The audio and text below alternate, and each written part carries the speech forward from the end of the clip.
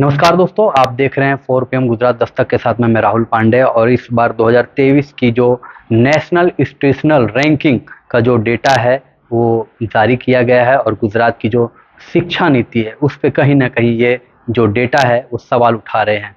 जिस तरह से गुजरात के अंदर जितने भी जो तमाम जो यूनिवर्सिटियां हैं उनका रैंकिंग डाउन नज़र आता आ रहा है। और इस विषय पे हमारे साथ बात करने के लिए जो गुजरात के जो कांग्रेस के जो प्रवक्ता हैं डॉक्टर मनीष जोशी जी इस विषय पे हमारे साथ बात करने के लिए जुड़ रहे हैं। मनीष भाई, आज नेशनल इंस्टीट्यूट रैंकिंग एक जाहिर हुआ है जिसमें गुजरात की जितनी भी यूनिवर्सिटी है उनकी रैंकिंग डाउन होती नजर आ रही है।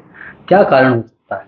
भारत सरकार का शिक्षा विभाग, शिक्षा मंत्रालय की ओर से नेशनल रैंकिंग में जो भी यूनिवर्सिटीज है, चाहे वो प्राइवेट हो चाहे स्टेट फंडेड हो, कॉलेजेस हो, सभी का मूल्यांकन होता है। वो मूल्यांकन में स्टूडेंट टीचर रेशियो, प्राध्यापकों की क्या व्यवस्था है, फैकल्टीज कैसी है, वहाँ स्टूडेंट का क्या है, कितना एनरोलमेंट है, सुविधा क्या क्या है, पूरा ओवरऑल शैक्षणिक व्यवस्था का मूल्यांकन होता है। इस मूल्यांकन में जो हमारे रिपोर्ट के सामने आके तो चौंकावनारी बात यह है कि गुजरात में शिक्षा व्यवस्था में भारी कमियां नजर आ रही है। गुजरात की जो भी जितनी भी यूनिवर्सिटीज है, बड़े बड़े दावा करते हैं भाजपा की सरकार, पर जो हमारे सामने बात आई है रिपोर्ट के माध्यम से, वो रिपोर्ट में स्पष्ट है। पहले एक से 100 में 1 to 100 में एक ही यूनिवर्सिटी का स्थान है, वो भी रैंकिंग में तो पीछे चली गई, 3 रैंक नीचे गिर ली है। फिर भी हमारी एक ही यूनिवर्सिटी आए और दावा होते हैं कि हम सबसे ज्यादा शिक्षा का अच्छा मॉडल।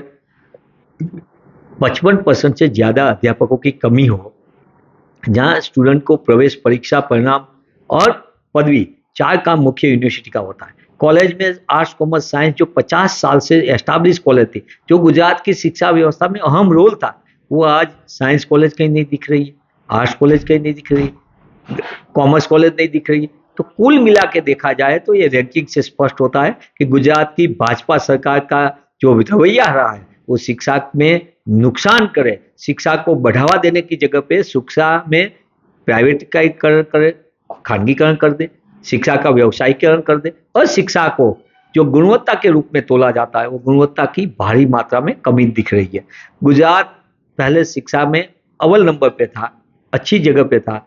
95 तक गुजरात में, जो पूरे देश में गुजरात 90वें क्रमांक पर था, आज गुजरात शिक्षा व्यवस्था पूरे देश में 1921वें क्रमांक पे पहुंच गया है। गुजरात का रैंकिंग जो आया है, ये रिपोर्ट, वो रिपोर्ट से ये तो बात तय हो गई कि भाजपा सरकार जो बड़े बड़े दावा करती, करोड़ों रुपए का बजट देती है, शिक्षा में ये करिए, ये बदलाव लाए, ये बदलाव लाए, बदलाव कुछ नहीं आया है। लूट का कारोबार चल रहा है, शिक्षा को व्यापार बना दिया है, व्यापार।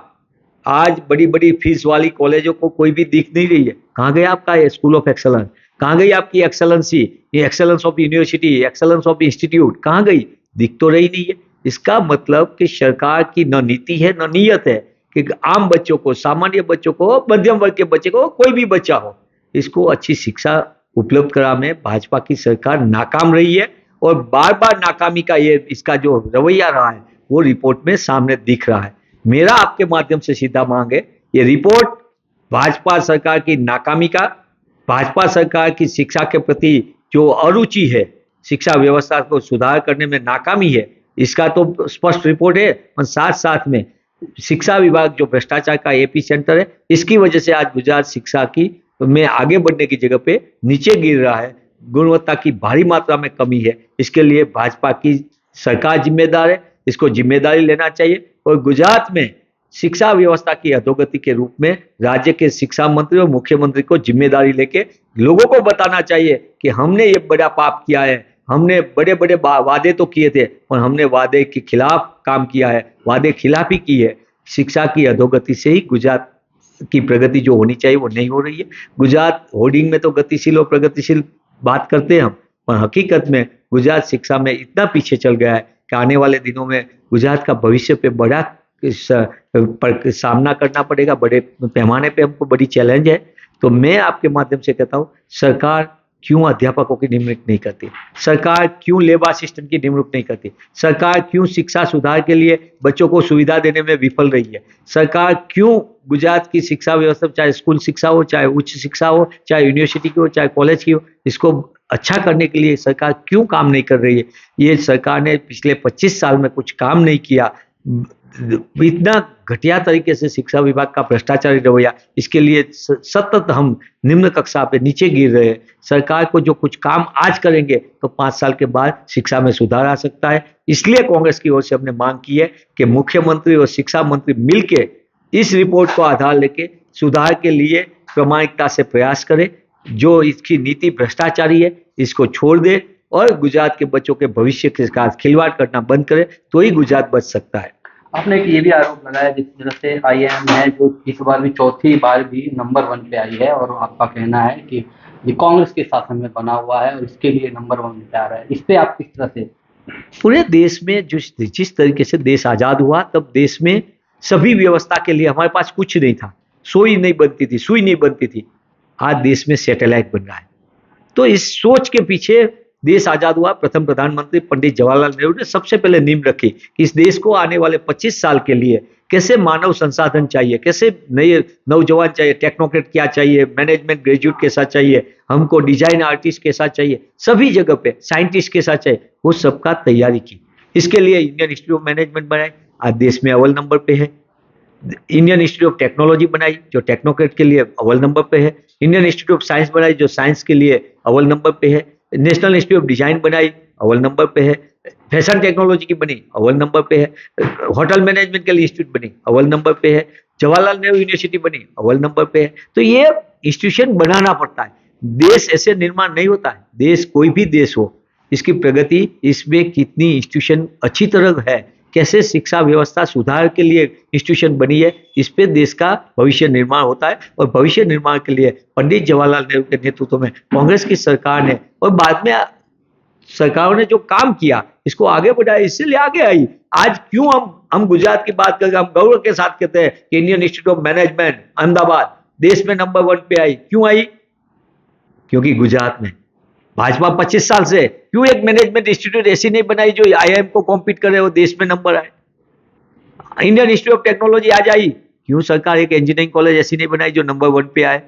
सरकार कैसे नहीं कहती जवाहरलाल नेहरू यूनिवर्सिटी आई, आपकी कितनी भी विचारधारा अलग हो पर जवाहरलाल नेहरू यूनिवर्सिटी ऐसी अव्वल नंबर पे है। जामिया मिलिया यूनिवर्सिटी अव्वल नंबर पे, अलीगढ़ मुस्लिम यूनिवर्सिटी अव्वल नंबर है। क्यों गुजरात की यूनिवर्सिटी एक को भी आप आगे नहीं बना सके? इसका मतलब सरकार की न नीति है न नीयत है। सरकार शिक्षा का व्यापार को बढ़ाना देना चाहती है। सरकार अपने साथ जुड़े हुए लोगों को लूट का लाइसेंस दे रही है कि बड़े फीस वसूल करो, गुणवत्ता की कोई जरूरत नहीं है। इसलिए मैंने ये बोला कि ये सरकार अपने चहेते लोगों को शिक्षा में बड़े बड़े पद पे नियुक्त करते हैं। सरकार की यूनिवर्सिटियों में जब कुलपति की नियुक्ति होती है तो संघ के साथ जुड़े हुए लोगों को इसकी क्वालिफिकेशन नहीं देखी जाती है, पर वो विचारधारा के साथ कितने जुड़े हुए, और जिसका क्वालिफिकेशन मैच नहीं होती ऐसे ऐसे लोगों को नियुक्त किया जाता है। 10 से 12 यूनिवर्सिटी आज इंचार्ज वाइस चांसलर से चलती है। 5 से 7 यूनिवर्सिटी के वाइस चांसलर क्वालिफाइड नहीं है। इसकी क्वालिफिकेशन न होने के बावजूद इसको नियुक्त किया गया है क्योंकि सरकार की विचारधारा के साथ है। पर बच्चों के भविष्य के साथ खिलवाड़ सरकार कर रही है। इसलिए हमको ये बोलना पड़ता है कि आप बच्चे के भविष्य के साथ, गुजरात के नौजवानों जो अगली पीढ़ी है हमारी, भविष्य है, इस भविष्य के साथ खिलवाड़ करना बंद करो। अभी तक जिस तरह से गुजरात मॉडल पूरे देश में दिखाया जा रहा है, अभी हर एक मामले में गुजरात हर एक रेस्क्यू में डाउन होते जा रहा है, पर्यावरण को लेके या यहाँ पे सफाई को लेके, हर एक उसमें, जैसे शिक्षा को लेके, इसे आप किस तरह से देखते हैं जो पूरे देश में एक तरह से गुजरात मॉडल बताया जा रहा है? 2 तरीके की बात होती है। एक, आप मार्केटिंग से करोड़ों रुपए की मार्केट सरकारी पैसे से इतनी जाहिरात कर दो जिसमें जाहिर केंद्र स्थान पे नहीं होता है। पीपल सेंट्रिक पॉलिसी होनी चाहिए, सिटीजन सेंट्रिक पॉलिसी होनी चाहिए। सरकार शिक्षा व्यवस्था में पीछे है, सरकार आरोग्य व्यवस्था में पीछे, हमने कोविड के टाइम पे देख लिया। सरकार पर्यावरण के मुद्दे पे पीछे चल रही है क्योंकि सरकार के प्रायोरिटी लिस्ट में ये नहीं है। सरकार के प्रायोरिटी लिस्ट में किसको गिराना, विपक्ष के कौन से विधायकों को खरीदना, सरकार के पक्ष में। सरकार को प्राध्यापक की जरूरत नहीं है कि जो बच्चों का भविष्य संवार सके। सरकार को जरूरत है कि कौन से विधायक को खरीद लो, किसको जेल में डाल दो, किसको परेशान कर दो। सरकार की प्राथमिकता होनी चाहिए। जिस सरकार की प्राथमिकता शिक्षा व्यवस्था होनी चाहिए, जिस सरकार की प्राथमिकता आरोग्य सेवा होनी चाहिए, जिस सरकार की प्राथमिकता रोजगार होनी चाहिए, इसकी जगह पे सरकार की प्राथमिकता अपने चहेते उद्योगपतियों को फायदा दिलाने की है। सरकार की प्राथमिकता है शिक्षा व्यवसाय में बढ़ोतरी देके अपने चाहते लोगों को मुनाफा कराने की है। सरकार की है प्राइवेट हॉस्पिटलों को बढ़ोतरी देके लूट का लाइसेंस देने की है। सरकार की प्राथमिकता देखनी चाहिए। सरकार खास लोगों के लिए काम कर रही है, भाजपा की सरकार, कांग्रेस की सरकार आम लोगों के लिए काम कर रही थी। ये दो मॉडल अलग अलग है। सरकार ने बड़ी बड़ी पैमाने पे जाहिरात देके एक माहौल बनाया था, इसलिए ये माहौल का जो खोखलापन था वो सब सामने आ रहा है। इसलिए आज गुजरात शिक्षा व्यवस्था पीछे, गुजरात आरोग्य व्यवस्था पीछे, मानव सूचकांक में पीछे, माल न्यूट्रिशन में बहुत भारी मात्रा में हम परेशानी झेल रहे हैं। चाहे महिलाओं का हो, 55% महिलाएं एनेमिक है, 45% बच्चे कुपोषित है। ये गुजरात है। मेरे को दुख इसलिए हो रहा है, कांग्रेस के मुख्य प्रवक्ता के साथ साथ मैं गुजरात का नागरिक हूं, मुझे दुख इस बात का है कि मैं गांधी सरदार की भूमिका एक छोटे इंसान होकर मुझे दुख इस बात का है कि सरकार क्यों शिक्षा व्यवस्था में सुधार के लिए काम नहीं कर रही, सरकार क्यों आरोग्य सेवा सुधार के लिए काम नहीं कर रही,